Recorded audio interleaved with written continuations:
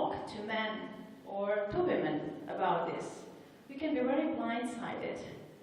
Because it seems like, well, you could do much better, you could do better if you work harder, if you are smarter.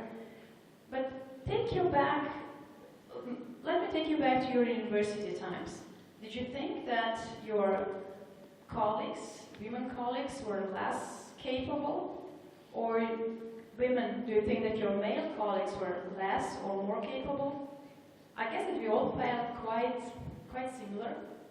We could see somebody's better in that, somebody's better in this, but then things really, really change, and we have to do something more about that. And what we decided to do in my association, we started the project. We knew that things will change, that probably Slovenia will want to adopt also the either quota or some sort of a law. And in a way, that's not that fair also to companies if that comes and you're not prepared. So we wanted to tell them, okay, this is what you can do. And it doesn't matter whether there is a law or not, but if you want to tap into your female pool, then there are things and methods that you can do. Billiana, how much did I use of my time so far? Probably all of it, I guess. Okay, I'll just try to finish in a couple of minutes. This is what we came up with. It's called the Model 6. It's nothing revolutionary. Nothing revolutionary. And yet, when we showed that to Norway, they wanted to know about it more. What we did was we put together, looked really, really deeply into a lot of research, a lot of cases that companies try to do, different models, different tools, and we came up with 6 of the tools that proved to have positive impact on the ratio of women in companies. And these 6 are all of them. One is the recruitment and promotions. That means actually that you should not finish your recruitment process unless you have 2 candidates, which I think is quite the norm, but at least one of them has to be of the opposite sex. So it doesn't necessarily mean woman. If you have 2 women, you should have at least 1 man, and vice versa. And that means that you really, really try to look much harder and to get 3 competitive candidates for the position that's open. The other is career mentoring. We also heard the word mentor today. That is important. But what we are finding out that it's women that are over-mentored. Women have more mentors than men do. But what they don't have is sponsors. And men mentors tend to be more like sponsors. I know that in our region, this word sponsor and sponsorship has a lot of negative connotation. So please keep that one now in mind as a career sponsor, something as a good thing, not as a sugar daddy, something like that. Well, the thing was, what they found out, again, in States, they did a research. And they compared the MBA, employees that just after the MBA, men and women. They found that men with MBA study and a mentor would earn per year almost $10,000 more than a woman with mentor. So where's the logic in that? We have the same education, we proved we're ambitious, we both have mentors. Why do I earn less? And what they found out is that men's mentors are more often have the shape of sponsor, and that means that they are higher level in the organization, that they have more weight, that they have, not physically, but in terms of power, they have more power in the organization, and that they actually can speak for the person when the person is not there. They know that person and they would advocate for them.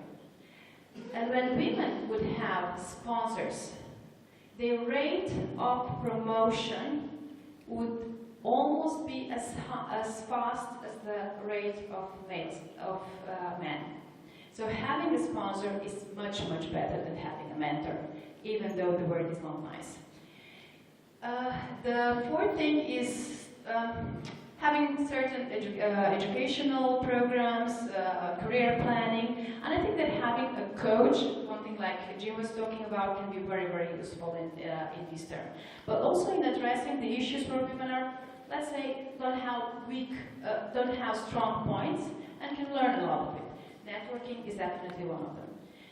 And the one before last, performance management.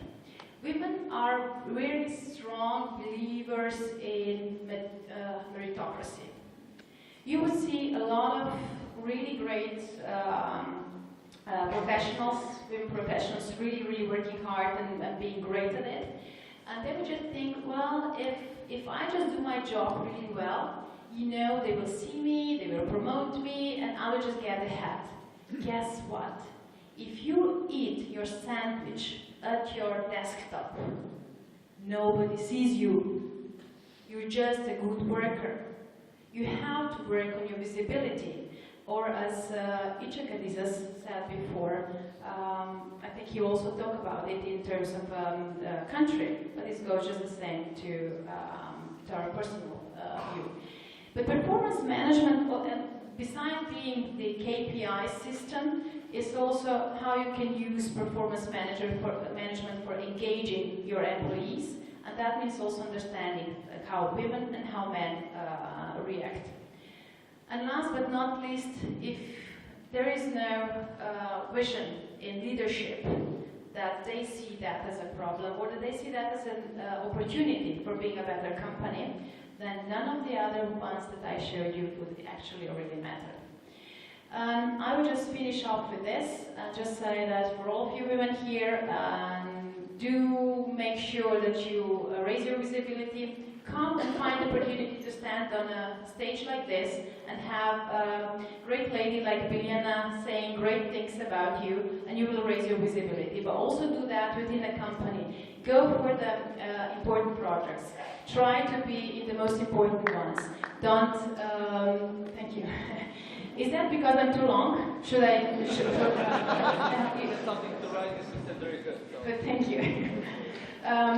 Don't go away from difficult positions and difficult projects. The one that nobody wants, you take them and make yourself shine through them. And that way you will get your competencies, and then the other people will be able to promote you. So because you will be a perfect package. Thank you.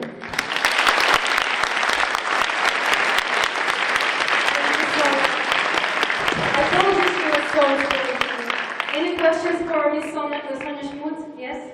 Please go ahead. Without a microphone, if you can speak louder. So at the beginning, when Ms. Biljana introduced you, she said she could be a great role model for women here in this audience. And I thought, why not to men? And then you started with your presentation and with your You're becoming my hero. I haven't finished yet. Then stop here because this is quite good. You might not like what you're hearing. Okay. And then you started your presentation and you started talking about how it is important, everything that you talked about. And a lot of the statistics I've read and I've seen before and I agree with and I encourage. But at the same time, I'm thinking, okay, so until now we've had two men who spoke to the whole audience and who inspired the whole audience. When they talked, I don't think women here thought, okay, this is not meant for me. This is for the guys here. But why is it so important that we address them separately and tell them that maybe they need some additional, they do need additional encouragement, but why does it need to be separate? I would love to be inspired by you, and I would love for you to be my role model. And I would love to hear more about your accomplishment as a business professional, as a woman in general. And I think that would have been more inspiring to me as well as it would have been still for the women. Let me answer part of it. Thank you. Well, one way of why it's important to think of how women and how men react to something is that the processes that we have them in companies, and I'll stick to HR systems and the way we do business within companies, was shaped by men. Our history of history of business is male history. And all of the processes that are there were not shaped by women.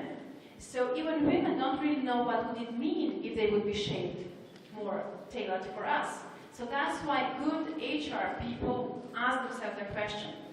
And I had the privilege of listening to President of Dell for Europe, Africa, Middle East, and that sort of stuff. And he said that what he explained in his personal view what the actual studies are pinpointing very well. He said we had to post an opening.